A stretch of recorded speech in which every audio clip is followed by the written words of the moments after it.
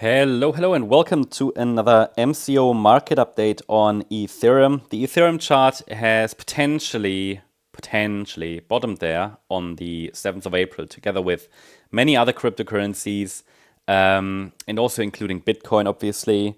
Yeah, but the problem again, I want to show you the larger time frame again because, questions have reached me. I'm talking about the Ethereum chart with people all the time because it is such a messy chart and people have lots of questions about it. So one question was, could it also be a triangle? Have you considered this or that? And I always repeat that I'm tracking a lot of different scenarios in the background, right? I can't show them all because first of all, it would go beyond the scope of the videos. It would also not be very helpful. It would confuse people. I have to show what is actionable. So basically I show levels, right? So for example, there was this support area on the chart.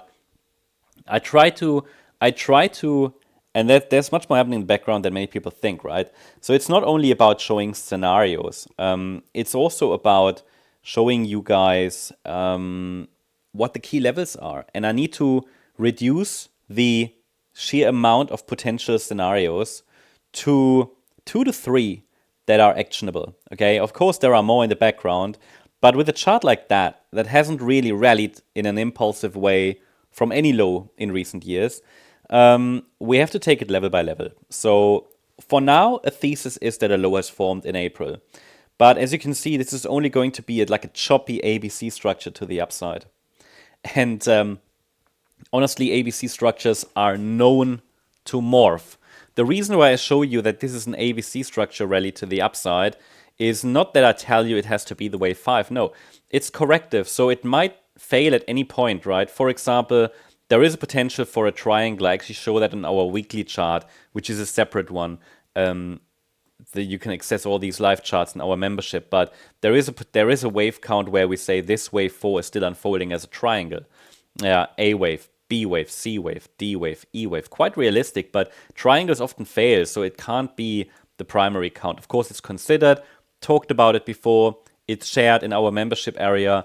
Just please be aware that the wave counts I show you here, they are only like 2 or so of the vast amount of potentials. And a chart like this doesn't have very clear probabilities, okay?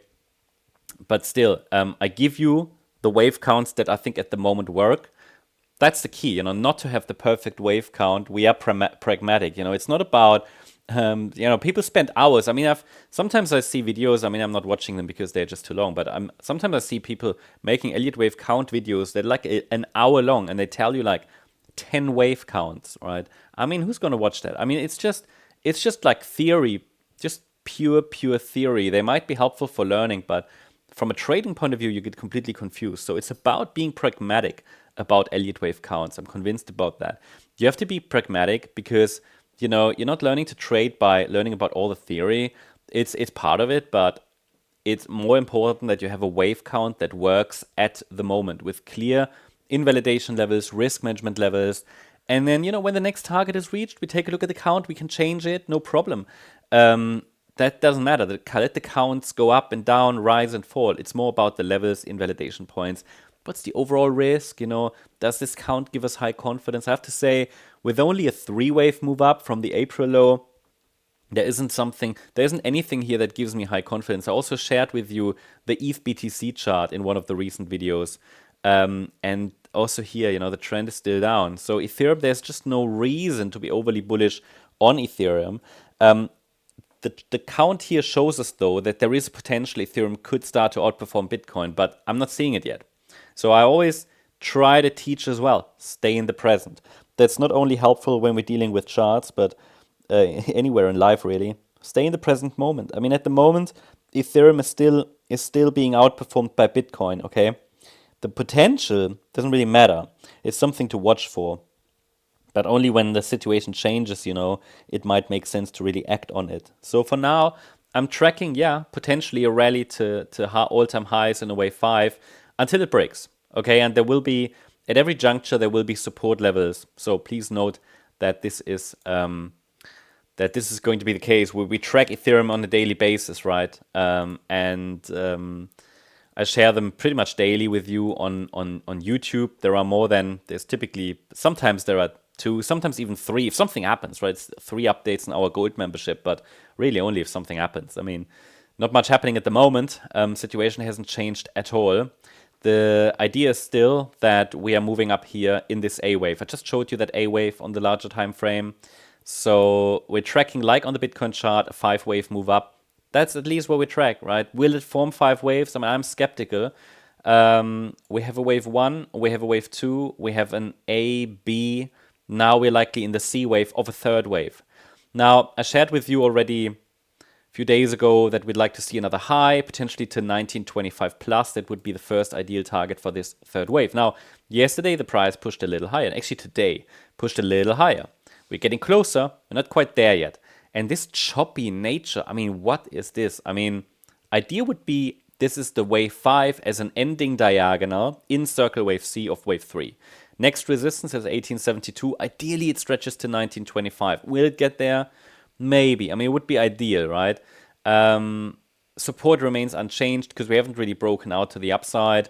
And we're still printing higher highs, higher lows. But the structure of that rally it's not, inspiring a lot of confidence. This is there's a lot of overlap there. I don't really have a very clear nano structure from the move up from the Thursday low. Yeah, if you want to call that a rally, feel free to do so. But it's, I mean, we have a wave 1, we have a wave 2. Could this be the 3rd wave? Maybe. 4th wave? Maybe. Might start the 5th? Maybe. But it's this is so messy. I could even remove that micro count, right? But the main idea is to show you, well, we could be in a 5th wave to 1925 plus. And if we dip back into the orange support area, we could easily do that. But then I'm not sure if this is still the wave 4. Because it would become quite messy compared to the 1-2 setup down there. But the support zone remains as it is. And as you know, a 3rd wave should get to the 1925 level. If we don't even get there, then I'm not really expecting another 4-5 pattern for this A wave here. Yeah. So again, parameters are clear. I don't see right now, I mean, on Thursday there was a setup. We dipped into the support area. We're now moving higher. Now we're kind of in between next target and support. So there's not really a good reward to risk ratio for anything here at the moment. At least not for this wave structure. So yeah, it's just about tracking the waves at the moment. For now, I'm watching if the price can get to the next resistances. They are listed on the chart, especially 1872, nearly touched it, and 1925 would be ideal to get there in this white 3rd wave. So far, we've come closer.